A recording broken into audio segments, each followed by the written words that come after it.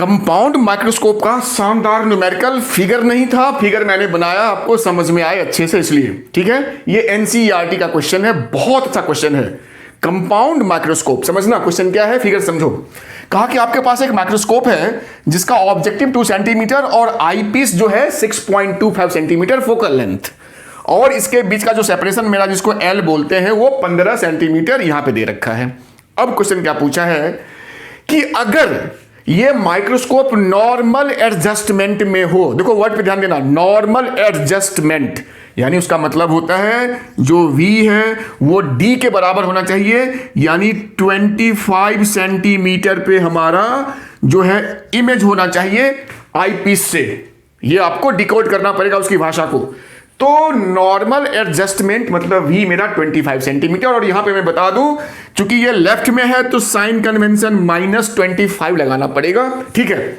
तो कहा अगर ऐसा कंडीशन हो कि इमेज जो है मेरा इससे 25 सेंटीमीटर पे हो, तो जो ऑब्जेक्ट है ऑब्जेक्टिव के सामने ये जो डिस्टेंस है जिसको हम लोग बोलते हैं UO, वो आपको कितना रखना पड़ेगा, ये क्वेश्चन है। समझ बात आ गई?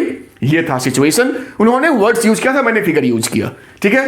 तो देखो इसमें हम क्या सोचते हैं कि एक कंपाउंड माइक्रोस्कोप है तो हमारे दिमाग में कंपाउंड माइक्रोस्कोप के फॉर्मूला पहले आने लगते हैं कि भाई ये लगाएंगे, M लगाएंगे, 1/V 1/, क्या सब होता है। ऐसा कुछ भी नहीं है। कोई भी माइक्रोस्कोप हो, टेलीस्कोप हो, कोई भी ऑप्टिकल इंस्ट्रूमेंट हो, वो सारे लेंस या मिरर्स होते हैं, उनका कॉम्बिनेशन होता है।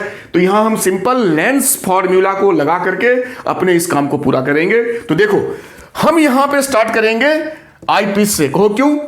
आईपीस का हमें V पता है, इसका F पता है, हमें इसका U मिल जाएगा। अगर हम यहां से स्टार्ट करते तो इसका हमें U भी नहीं पता है और V भी नहीं पता है, केवल हम F पता है, तो हम इसमें कुछ नहीं कर सकते। तो हम उल्टी दिशा में चल के यहां वापस यहां आएंगे, गंगा जी को उल्टी दिशा में बहाएंगे। तो हम यहां से चलेंगे, तो देखो मैंने पहले लिख रखा है लेंस फॉर्मूला कुछ इस तरीके से, 1/U 1/V - 1/F, वही चीज है, लेंस फॉर्मूला ही है। तो 1/U जो हो जाएगा इस वाले केस में 1/V, तो V तो मेरे -25 है, -1/6.25 इसका फोकल लेंथ। तो देखो भाई 25 और 6.25, ये इसका एलसीएम 25 होगा, चूंकि दिस इंटू 4 25 होता है। तो यहां मेरा हो गया -1 + 4, ओहो माइनस है यहां ना, -4 तो ये हो गया -5/25।